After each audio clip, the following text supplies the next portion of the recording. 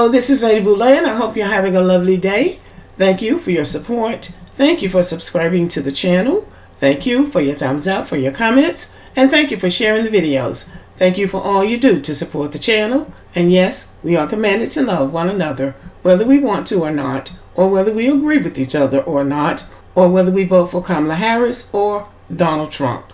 We're still a part of the Black American family. Let's not forget that. So in case somebody doesn't recognize this character, this is Dr. Phil of TV fame, the same Dr. Phil that Oprah Winfrey elevated to the status of a talk show host. And Dr. Phil has now come out in support of Donald Trump. Now, we shouldn't be surprised, but I guess some people might be. But for me, I was always suspicious of this man. There have been a couple of times when he has shown his spots. The leopard has shown his spots. So it doesn't altogether surprise me now that he has come out in support of Donald Trump. Donald Trump, who is a 34-count felon and has been accused of totally disrespecting women. Now, this man really postured himself at one point as someone who supported women's issues. But now, this is where we are. Dr. Phil came to fame when Oprah Winfrey was sued by the beef producers in Texas for saying something like she would never eat another burger or something like that. And so Dr. Phil was sort of her advisor and helped get her through the trial. She actually had to go on trial in Texas for that.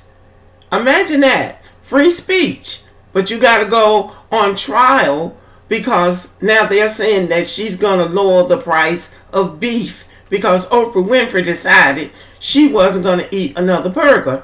Now, I realized Oprah Winfrey was overweight, but she wasn't eating that much beef that she was going to lower the price of it and everybody was going to not eat burgers because of Oprah. But anyway, back to the subject. So Dr. Phil advised her about how to comport herself and everything in court. She was so impressed with him that she brought him on Tuesdays to be an advisor to her guests. So he became popular and famous for saying common sense type things that most of us got at home from our fathers or our mothers or somebody at the church. But somehow when a white man says something that makes sense, everybody goes wild. So yes, Oprah did elevate this man, but let's be clear. Oprah Winfrey elevated a white man, but it was also white men that elevated Oprah Winfrey. The Oprah Winfrey Show was owned by King World. King World was founded by Charles King, of which I could not find a picture, but these are his sons. And they own the production company now. So even though Oprah Winfrey was operating as an independent, she wasn't. So she had to do what her bosses told her to do, just like everybody else. And that brings us to the headline of the hour. Dr. Phil endorses Trump for president at Madison Square Garden rally. So there he is in all of his big bald headness endorsing Donald Trump. Phil McGraw, better known as popular television personality Dr. Phil, has officially endorsed Donald Trump for president. McGraw, who rose to fame in the 1990s thanks to his appearances on the Oprah Winfrey Show, interviewed the former president earlier this year on his own show and promised to ask Trump some hard questions and get some clear answers. Yeah, right. The 74-year-old who lost his license to practice psychology in 2006 appeared on stage at Trump's rally at Madison Square Garden in New York City and backed the Republican just days before the historic election. I didn't know he had lost his license to practice. I'm going to have to go back and check that. Dr. Phil lost his license to practice psychology due to serious professional misconduct and ethics violations. He drew one of his patients into a financial business relationship with him, which is illegal.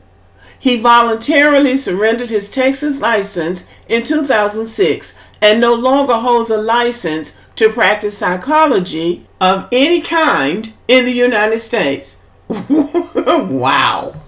So this is just a fancy white collar way of saying that he lost his license to practice psychology because of shaking down a patient, stealing money from a patient. So we have to keep that in mind as we evaluate what he had to say at this rally.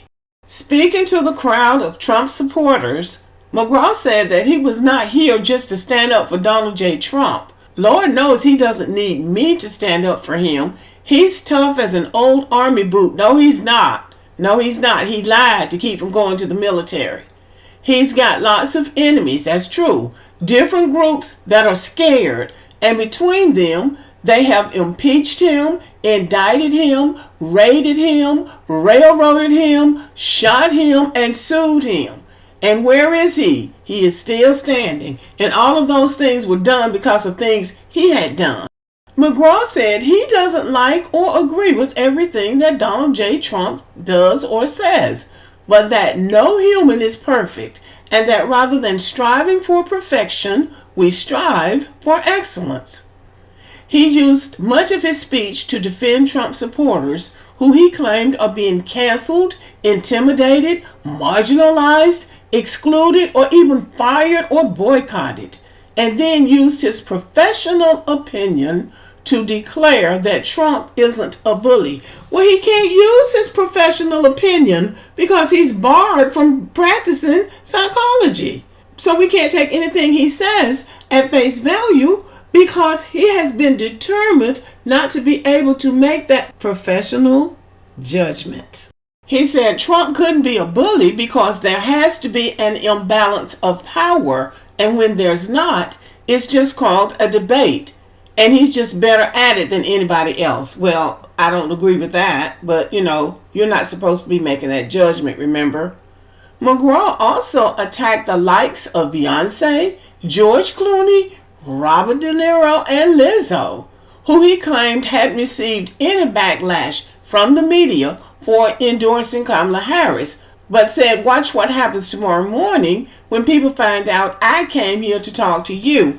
Well, the Beyonce and George Clooney and Robert De Niro and all of those people are just entertainers. He claims to be a professional psychologist. By the very nature, is supposed to be objective. But since he is no longer able to practice psychology anywhere in the United States, I guess he is entitled to his opinion. And notice he's using all of these series of words to claim that people are doing things against Donald Trump, but they're just innocent bystanders, being innocent Americans, while everybody else is doing all of these terrible things to them. He also spread a conspiracy theory that the CBS News show 60 Minutes edited their interview with Harris, which Trump had previously spread. Responding to the accusations, CBS News said that the claims were false and that 60 Minutes gave an excerpt of our interview to Face the Nation that used a longer section of her answer than that of 60 Minutes. Same question, same answer. Well, they don't know how to process something like an excerpt versus a full answer. You gotta present everything to them like you would a third grader on flashcards. The CBS statement continued. When we edit an interview, whether a politician, an athlete, or a movie star, we strive to be clear, accurate, and on point. The portion of her answer on 60 Minutes was more succinct, which allows time for other subjects in a wide-ranging 21-minute long segment. So see, they had to come back and explain to them the difference between a soundbite and a complete and thorough answer. And you would think they would know that, calling themselves intelligent people. Okay, and I say that tongue in cheek. So this article came from The Independent, and they say they are the world's most free-thinking news brand, providing global news, commentary, and analysis for the independently minded. In another article from the Huffington Post, the NAACP absolutely slams Dr. Phil's hard work claim at Trump Madison Square Garden rally. So they're always talking about hard work, but they don't want to tell who did the hard work in building this country. So in that very same speech, Phil McGraw had the nerve to bring up hard work. The NAACP called out Phil McGraw, aka TV's Dr. Phil. I don't think he's Dr. Phil at all. I think he's just Jerry Springer light.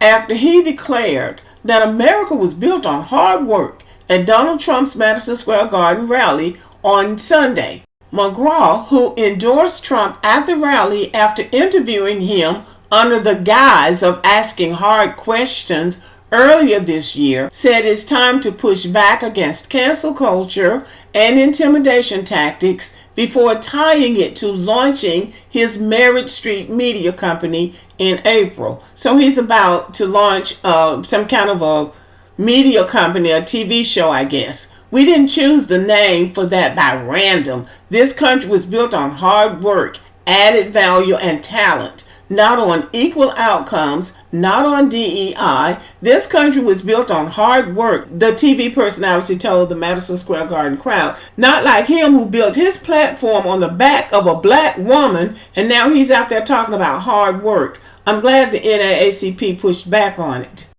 The Civil Rights Organization, in a post on X, wasn't having McGraw's telling of America's origins. This country was absolutely built on hard work, Dr. Phil, on the backs of black, brown, and immigrants from all across the world, many of which who were forced to do so. Slavery, the NAACP wrote. Let us know when you're ready to tell the whole story.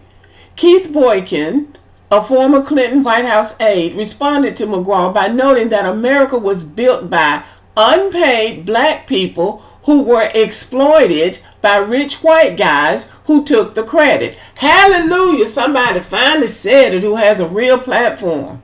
Meanwhile, Trump inherited $400 million from his KKK daddy, and Dr. Phil became famous because a black woman gave him a platform, said Boykin of McGraw's rise to fame through TV appearances on the Oprah Winfrey Show. So there you have it. So Sarah Michael said a black woman built his career. That kind of DEI? Yes, I guess that's the kind of DEI he's talking about. It's okay for a white man to build his career on the back of a black woman, but it's not all right for a black woman to build her career on her skills and talent. Okay, got it. Change the System said, don't you love it when they say the quiet part out loud? Listen to Dr. Phil. This country was built on hard work, added value, and talent, not on equal outcome, not on DEI. The Native and African American communities would like a word. Yes, we would, to set the record straight.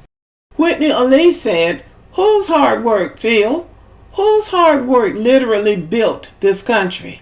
Yes, we need to have an accounting of who actually built this country, because it's documented. Who built this country is documented, but that is why they don't want history taught.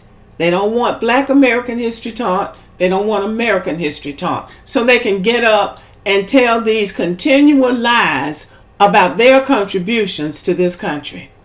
Okay, y'all. So this is what we have here. Dr. Phil coming out here supporting Trump. And as I said before, I was always suspicious of this man. He has shown himself a couple of times. So now this is a full-blown revelation. And so now we know. And I am so glad that I am not on this team, because I don't want somebody like that being the representative of what I stand for. Okay, y'all. Thank you for listening. Let me know what you think about the video, and have a good day.